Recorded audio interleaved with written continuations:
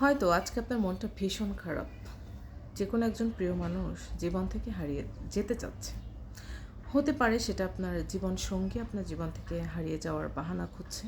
হতে পারে আপনার খুব কাছের কেউ দূরে সরে যাচ্ছে। হতে পারে প্রিয় মানুষটি ঝগড়া করেছে, দূরে চলে যাবার আশঙ্কা তৈরি হয়েছে। খুব কাছের মানুষ কেউ হয়তোবা আপনাকে আজকে ভীষণ কষ্ট দিয়েছে। ভেঙে পড়বেন না। একটা ছোট্ট একটা কথা বলি, আপনার বাবা মা পৃথিবীতে খুব বেশি দিন কি বেঁচে থাকবেন?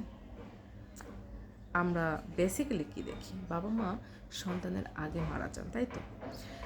ন্যাচারালি এটাই তো আমরা দেখি।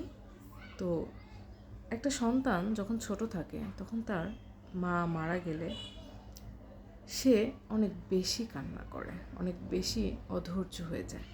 তারপর যখন একটু বুঝতে শেখে, তারপর তার কষ্টটা একটু কমে যায়। তারপর যখন সে আরও বড় হয় তখন দু একদিন পরেই তার আবার কাজে জয়েন করতে হয়, আবার নিজের জীবনে ফিরে আসতে হয়। তো মায়ের চেয়ে আপন পৃথিবীতে তো কেউ নাই।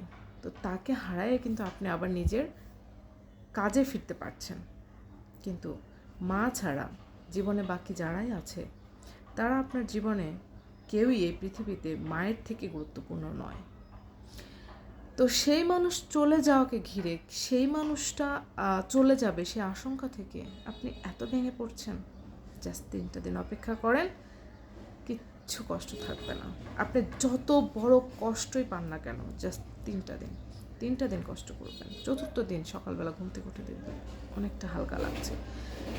জীবনে যত কষ্টই আসুক 3 দিন ধরে নেবেন যে কষ্ট আমাকে সহ্য করতে হবে।